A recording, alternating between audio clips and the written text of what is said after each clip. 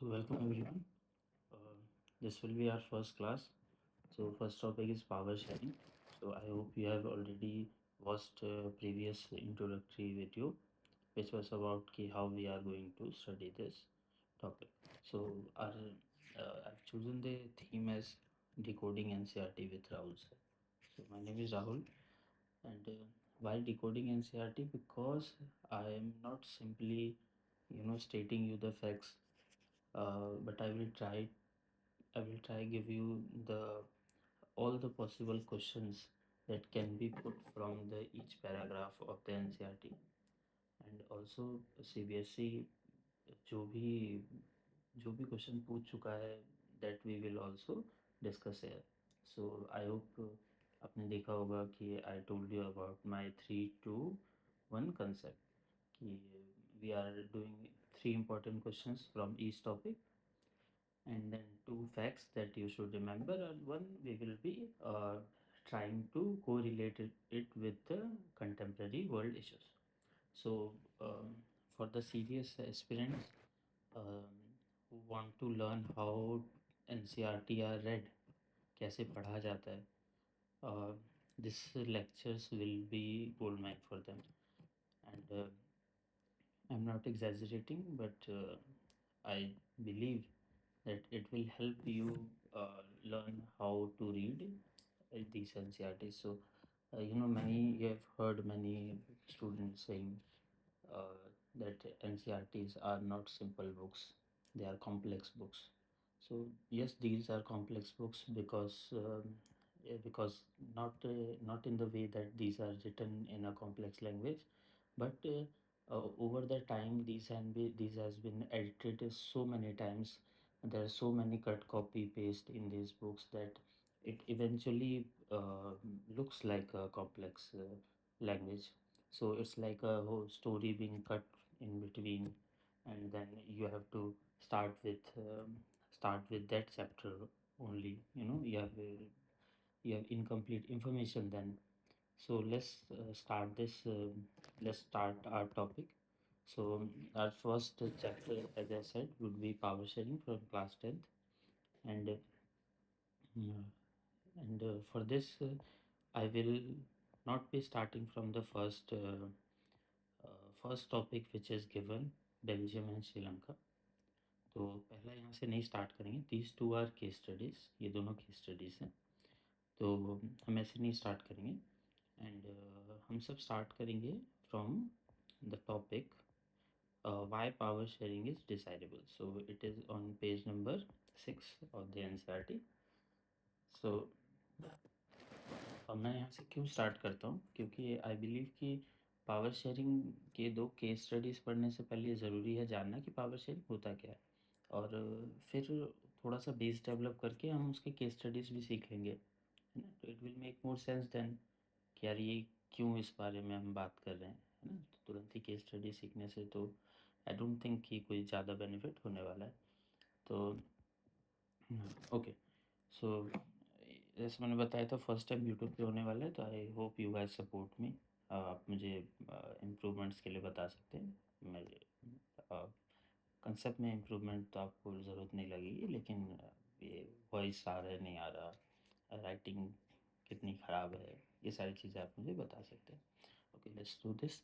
Y power sharing is desirable. तो सबसे पहले हम सब ये सीखते हैं कि पावर शेयरिंग होता क्या है, मतलब पावर शेयरिंग है क्या. ठीक है ना. जैसे what is power sharing.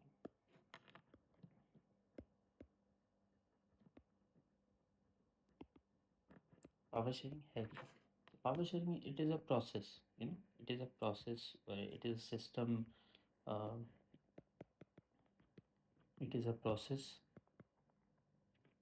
to not let power concentrate in one hand, one person, or नहीं, or organization, anything.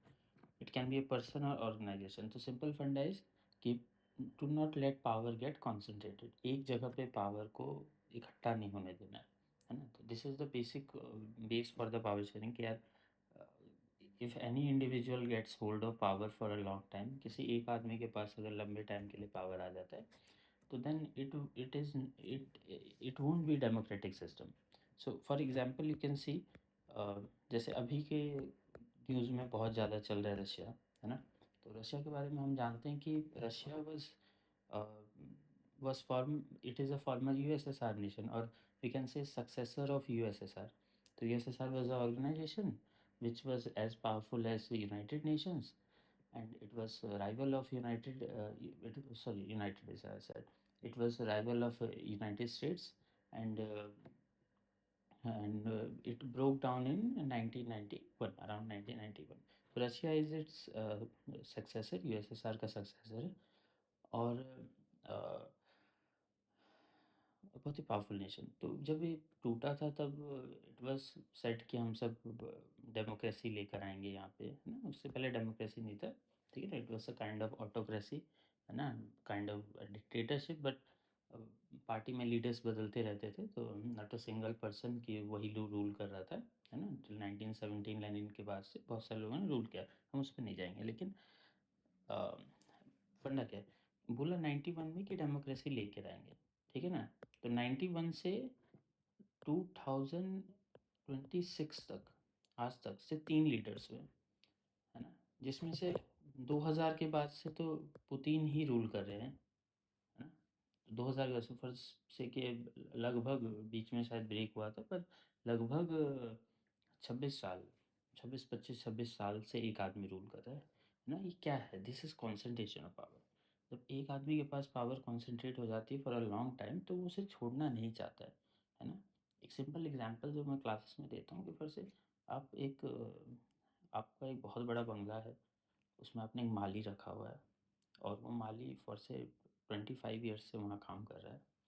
आप एक दिन आते हो और आपको लगता है एक फूल की ज़रूरत है मुझे, या फूल देना है किसी को, मैं फूल तोड़ लेता हूँ।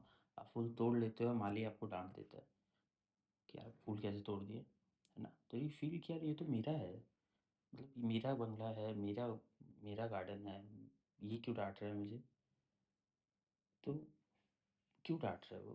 क्योंकि the sense of authority he had developed over these years, 25 सालों में, कि यार ये तो उसे अपना जैसा लगने लगेगा, है ना? कि वो उसे छोड़ना नहीं चाहता है। It has become his territory, है ना?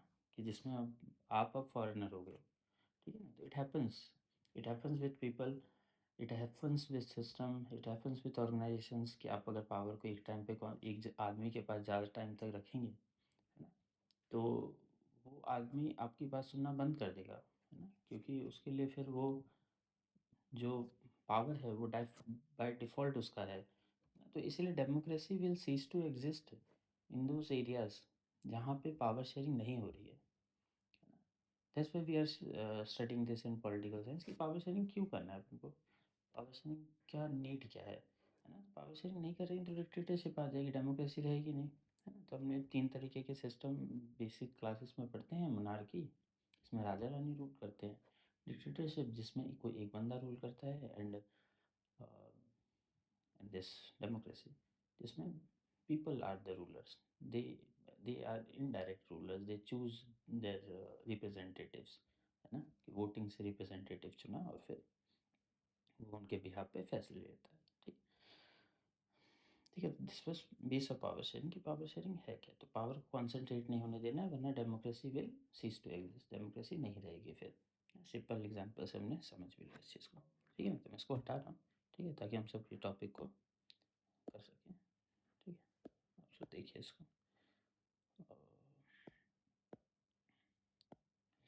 अब चलो ये रह जाती हैं, इनको खुद को बॉदर नहीं करने देना है ना? ओके, चलिए। Why power sharing is desirable, ये पावर शेयरिंग डिज़ायरेबल है क्यों? दो सेट ऑफ रीज़न दे सकते हैं, जैसा इसमें लिखा हुआ है।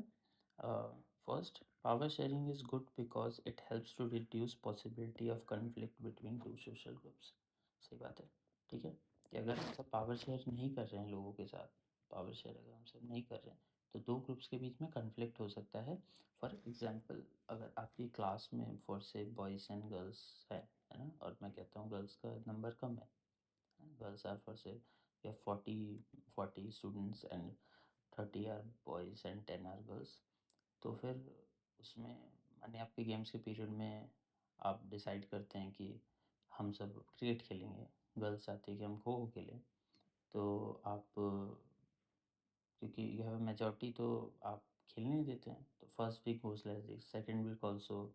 अब उनको आज क्रिकेट खेलना है, आज को आपको खो खो खेलना है, तो फिर भी आप कहते हो कि क्योंकि बॉयज़ मेजॉरिटी में तो खो खो खेलेंगे, तो गर्ल्स एडजस्ट कर लेती है। थर्ड वीक भी एडजस्ट करेंगे, फोर्थ वीक वो फिर बोलने लग जाएंगी, पीटीआई को बोल देंगी, फिर एचओडी को बोल देंगी, क्लास टीचर को बोल देंगी, और फिर वो धीरे धीरे वो कॉपरेट करना बंद कर देंगे।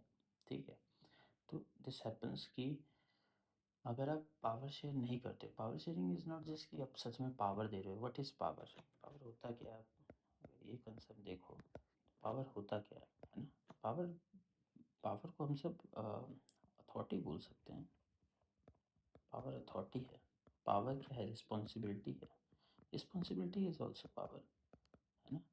रिस्पॉन्सिबिलिटी अगर आपके पास आ रही है, जैसे क्लास का मॉनिटर बना दिया किसी को, और दूसरे बंदे को जिम्मेदारी दे दी मैंने सारी, जिसको ज़िम्मेदारी दी है उसकी कोई सुनेगा ही नहीं, क्योंकि उसके पास पावर ही नहीं है। और जो मॉनिटर है वो मॉनिटर होके भी कुछ नहीं है, क्योंकि उसके पास कोई ज़िम्मेदारी नहीं है। सिंपल, है ना? सिंपल एग्जांपल्स लेता हूँ। तो पावर इज़ रिस्पॉन्सिबिलिटी, है ना? रिस्पॉन्सिबिलिटी एंड योर पोस्ट, है ना, योर अथॉरिटी, ठीक है, वो भी है। दैट इज़ ऑल्सो पावर, है ना? पावर इज़ ऑल्सो ज्यूरिडिक्शन, है ना? So power is not unlimited, power should not be unlimited, it should have some jurisdiction. जुडिक्शन क्या है? जुडिक्शन इज कि किस स्पीयर में आपका पावर है वो, है ना? कहाँ तक वो पावर आप काम यूज़ में ले सकते हो, दैट इज़ जुडिक्शन। ठीक है, तो फर्स्ट थिंग इज़ कि मैंने जैसे एग्जांपल स्टार्ट किया कि गर्ल्स विल प्रोटेस्ट कि भैया हम नहीं बार बार कॉपरेट कर रहे, हमें अब हमारे हिसाब से खेलना है, ठीक है ना? तो even with small number of groups, कि एक ग्रुप में बहुत छोटा नंबर है, फॉर से एक पॉपुलेशन का 10% है ना? कोई मतलब 100 करोड़ के पॉपुलेशन का सिर्फ 10% है, ठीक है, तो विच इज़ 10 करोड़। परसेंटेज और नंबर्स में डिफरेंस हो जाता है, 10 crore is a huge number. तो वो अगर प्रोटेस्ट कर देगी तो फिर 90 करोड़ भी इफेक्ट होने लगेगा। तो अगर आप नहीं पावर शेयर करोगे और आप लोगों को अथॉरिटी नहीं दोगे, रिस्पॉन्सिबिलिटी नहीं दोगे, तो they will feel worthless, worthless, और I would say they will feel alienated, कि हमें तो मानते ही नहीं है कि हम इस देश के हैं, हम मानते ही नहीं हम इस क्लास के हैं, और फिर आपसे कॉपरेट करना बंद कर देंगे। एंड एक सिस्टम को चलने के लिए कॉपरेशन इज़ मस्ट। जितने भी लोग उस सिस्टम का पार्ट है, अगर एक भी कॉपरेट करना बंद कर देगा तो काम नहीं चलेगा, है ना? System will collapse. तो दिस इज़ फर्स्ट थिंग कि power sharing is good because it helps to reduce possibility of conflict, ठीक है। सेकेंड थिंग देखो, वायलेंस पॉलिटिकल इंस्टेबिलिटी को रोकता है। Power sharing is good way to ensure the stability of the political order. बताओ, ये भी सही बात है कि पॉलिटिकल ऑर्डर की स्टेबिलिटी को रोकता है, मतलब स्टेबल रखता है पॉलिटिकल ऑर्डर को। कैसे? फॉर से आप आपका जो माइनॉरिटी है वो प्रोटेस्ट पे उतर जाता है, 10 करोड़ लोग प्रोटेस्ट पे उतर जाते हैं, है ना? तो जो पावर में है 10 करोड़ लोग, इस ह्यूज नंबर कैसे संभालोगे उसको आप, है ना? आप मिलिट्री यूज़ करोगे, एट द एंड आप मिलिट्री यूज़ करोगे, और जब आप मिलिट्री यूज़ करोगे तो फिर आपका जो कंट्री है वो रहने की हालत में रहेगा नहीं, सिंपल चीज़, ठीक है। Political stability, imposing the will of majority community. अगर मेजॉरिटी कम्युनिटी के विल को हम सब लोगों पे फोर्स करते हैं, तो वो शॉर्ट रन में अच्छा है। जैसा मैंने बोला कि फर्स्ट वीक में गर्ल्स कोऑपरेट कर लेंगी खेलने के लिए, कोई इशू नहीं होगा, बॉयज़ के हिसाब से खेल लेंगे। सेकेंड वीक भी कर लेंगी, थर्ड वीक में they will you know start to rest, कि हम नहीं यार, हमारे हिसाब से भी अब गेम होना चाहिए। फोर्थ वीक वो बिल्कुल कोऑपरेट नहीं कर रही हैं, ठीक है ना? तो फिर क्या बोले कि मेजॉरिटी में होने के बाद शॉर्ट रन में फैसले लेना इजी होता है, फास्ट फैसले लिए जाते हैं। पार्लियामेंट में मेजॉरिटी में है जो भी पार्टी वो दूसरे ऑपोजिशन की सुन नहीं रही है, ऑपोजिशन वॉकआउट कर रही है, फिर भी फैसले लिए जा रहे हैं, शॉर्ट रन के लिए बहुत अच्छा है, ठीक है, जल्दी काम हो जा रहा है, ठीक है। लॉन्ग रन के लिए ठीक नहीं होता है ये, फैसले गलत होते हैं, कई बार गलत फैसले हो जाते हैं जल्दबाजी में, है ना, या आप डिफरेंट ओपिनियंस नहीं लेते हो तो गलत फैसले हो जाते हैं। तो शॉर्ट रन के लिए अच्छा है, पर लॉन्ग रन के लिए it is not good for the health of country. Okay, tyranny of majority is not just oppressive for minority but often affect majority as well. What is tyranny? Tyranny is कि आप प्रताड़ना विताड़ना कर रहे हो, है ना, तो उसे परेशान कर रहे हो। मेजॉरिटी का जो परेशान करना है अगर माइनॉरिटी को, तो ये ऐसा नहीं है कि सिर्फ माइनॉरिटी ही सफ़र करेगी। शॉर्ट रन में, शॉर्ट व्यू में आपको लगेगा कि माइनॉरिटी सफ़र कर रही है यार, मेजॉरिटी तो खुश है, बिल्कुल कोई इशू नहीं पड़ेगा, हम तो 90% ऑफ पॉपुलेशन है, कोई फ़र्क नहीं पड़ता। और इसको लगेगा हम तो ज़्यादा नंबर में, हम सारी गेम्स पीरियड अपने हिसाब से चलाएंगे, ठीक है। लेकिन लॉन्ग रन में ये चीज़ नहीं काम करेगी। गर्ल्स रजिस्टर करेंगे और वो भी रजिस्टर करेंगे, जब वो रजिस्टर करेंगे तो मेजॉरिटी भी सफ़र करेगी उस टाइम पे। एक कंट्री का एग्जांपल लेके, अगर कोई minority community 10 crore in number, ऐसे 1 करोड़ इन नंबर, ऐसे 10 lakh in number even protest, है ना, तो it will cause damage to majority as well, है ना, इन दैट लोकेलिटी, है ना, in the area. So look, 2 paragraph मैंने अभी कर, है कि नहीं? तो अब देखो, हर पैराग्राफ से क्वेश्चन बनते हैं, ठीक है ना, और जब हम हर पैराग्राफ से क्वेश्चन कर देते हैं तो फिर हमारे पास कुछ मतलब कुछ ऐसा डाउट बचता ही नहीं है ना, अ, कि यार हम कुछ छूट गया है पेपर के लिए, है कि नहीं? और किसी भी पेपर के लिए कोई फ़र्क नहीं पड़ता, है ना? सीबीएसई, ये एनसीईआरटी से क्वेश्चंस हर जगह आते हैं, है ना? तो अगर ये वीडियो किसी गवर्नमेंट एग्ज़ाम के बच्चे के हाथ में लग रही है कि, तो वो भी देख लो, कोई इशू नहीं है कि नहीं? आपको क्वेश्चंस मिल जाएँगे आपके काम के भी, कोई कंसेप्ट मिल जाएगा आपके काम का, ठीक है?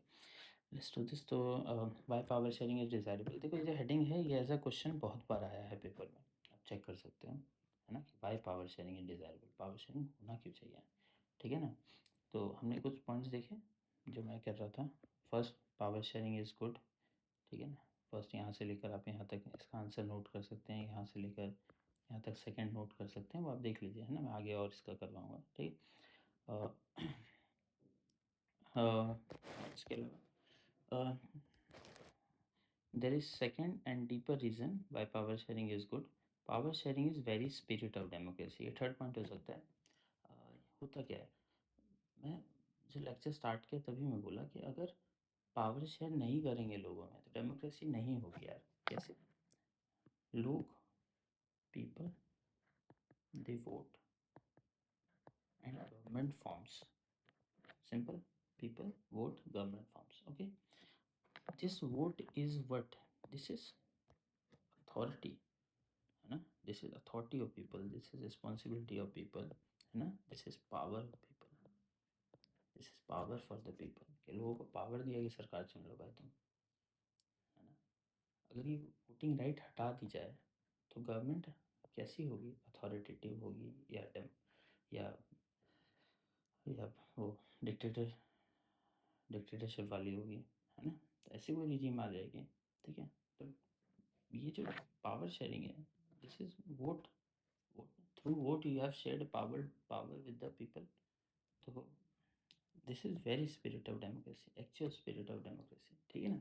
अब डोंट ऐसे हैरान हो जाओगे कि अगर स्टेटमेंट दे के भी क्वेश्चन पूछ लेते हैं, है ना, ऐसे इन्वर्टेड कॉमा में लिख देंगे, power sharing is very spirit of democracy, explain,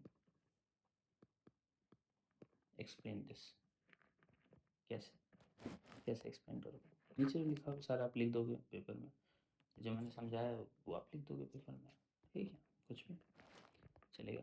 A democratic rule involves sharing power with those affected by the exercise and who have to live with the effect, ठीक है। People have right to consult how they are to be governed, तो लोगों के पास right है consult होने का कि उन्हें कैसे गवर्न होना है ना। इसका बेस्ट एग्जांपल है हमारा थर्ड टायर सिस्टम। आपको पता होगा कि हमारा गवर्नमेंट फेडरल है और उसमें सेंट्रल गवर्नमेंट है, स्टेट गवर्नमेंट है, देन लोकल गवर्नमेंट है। Local government is known as panchayati raj government और म्यूनसिपल गवर्नमेंट्स और third tier of government which directly involves the people who are affected by the system. मुझे for example मुझे गांव में road बनवाना है, 2 रोड बनने हैं, है कि नहीं? फंड एक ही रोड का है, तो कौन सा रोड बनेगा? सरपंच के घर के पास जो है वो वाला रोड बनेगा, है ना? कि बाकी लोग जिस रोड से ज़्यादा आते हैं वो बनेगा? कौन डिसाइड कर रहे हैं? लोग डिसाइड कर रहे हैं वहाँ के, क्यों? सरपंच उनके गाँव का है, जाके उसके घर पे बोल सकते हैं, रोज़ बोलेंगे, है ना? तो घर से निकलना मुश्किल हो जाएगा, रहना तो सिर्फ उसी गाँव में है, लोगों की बात माननी पड़ेगी। तो through third tier of system हमने लोगों को पावर दिया ना कि वो अपना अपने हिसाब से फैसले ले सकते हैं, है ना? तो द ग्राम सभा सिस्टम आप 8th 8th में है, ये चीज़ें है ना, पढ़ सकते हैं, ठीक। अच्छा, लेजिस्लेट गवर्नमेंट, ठीक है। तो there a legitimate government is where citizen through participation acquire stake in the system, ठीक है। तो एक ऐसा गवर्नमेंट, कौन सा गवर्नमेंट होता है जो मतलब एक लेजिटिमेट और सही गवर्नमेंट कौन सी गवर्नमेंट है जिसमें people have stake means people have right they can participate in the system. तो चूज करना है इसके which road has to be made, कौन सा रोड बनना है, that is stake, that is taking stake in the system, उसके system का पार्ट बनना, ठीक है। This was the whole paragraph कि पावर शेयरिंग क्यों डिजायरेबल है। 3 क्वेश्चन देखो इस 2-3 पैराग्राफ से उठते हैं, है ना? और बार-बार पूछे जाने वाले क्वेश्चन उठते हैं। First thing I told you why power sharing desirable, 1, 2, 3 point तो मैंने आपको टिक करवाया, आप इसमें ये भी लिख सकते हो, है ना? यहाँ से लेकर यहाँ तक, this becomes your 4th point for this, ठीक है। दूसरा क्वेश्चन मैंने आपको बोला कि एक्सप्लेन करने को बोल सकता है। पावर शेयरिंग इज दिस, इसका कलर चेंज कर लेता हूँ ताकि सेकंड क्वेश्चन में प्रॉब्लम ना हो। तो डबल इन्वर्टेड कॉमा में अगर आपको ये दे दें, power sharing is a very spirit of democracy, explain करो, तो जिसको हम सब ये एक्सप्लेन करो, इसको हम सब सेकंड क्यों मानते हैं। इसका पॉइंट आप देखो तो इधर आप लिख सकते हो, यहाँ से लेकर यहाँ तक आप 2-1 लिख सकते हो, देन ये 4-1 को आप 2-2 बना सकते हो, और ये लास्ट पॉइंट को आप 3 मतलब 2-3 बना सकते हो, सेकंड क्वेश्चन का थर्ड पॉइंट, ठीक है। अगर थोड़ा मुश्किल को करना हो पेपर को बच्चों के लिए, है ना, तो वो क्या करेंगे, वो लैंग्वेज को थोड़ा सा बदल देंगे, है ना? और लैंग्वेज कैसे नहीं, बाहर की बुक से दे देंगे, बुक में लिखा हुआ कुछ दे देंगे, जैसे ये tyranny of majority is not just oppressive for minority, it often affects this as well, ठीक है। इसको थोड़ा शॉर्ट भी कर सकते हैं, इसको बोलेंगे एनालाइज, करो एनालाइज इसको, है ना? क्या है, सिंपल है। अब मुश्किल लगेगा पेपर में पढ़ने में, है ना, माइंड सेट अलग होता है कुछ भी, लेकिन पेपर से पहले अगर आपको कोई बता दे तो फिर तो मुश्किल नहीं लगना चाहिए, है कि नहीं? चलो, ओके। सो इसको टिरानी ऑफ मेजॉरिटी, तो मेजॉरिटी का जो है वो उसके लिए सही नहीं है, तो आप इसके लिए ये सारी चीज़ें लिख सकते हो। फिर से ये जो हमने इम्पोजिंग द विल वाला पॉइंट था, ला कम्युनिटी,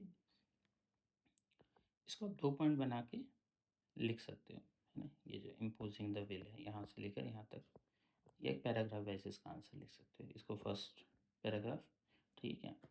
इसको फर्स्ट और सेकंड पॉइंट को थर्ड सेकंड पैराग्राफ में यूज़ करके आप लिख सकते हो। सेंस क्या होता है कि पेपर में जब क्वेश्चन आता है तो ऐसा नहीं होता कि सारा क्वेश्चन ही लिखना है, क्वेश्चन के बारे में ही लिखना है ना? क्योंकि वो एग्जामिनर को भी पता है कि आप कितना कंटेंट उन्होंने दिया है। सीबीएसई एनसीआर सीबीएसई जब भी रिलीज़ करता है पेपर का वो स्टैंडर्ड, वो क्या बोलते हैं, नोटिफिकेशन कि ये पेपर कैसा बनने वाला है, तो फिर उसमें वो मेंशन करते हैं नीचे कि सोर्सेज क्या होने वाले हैं।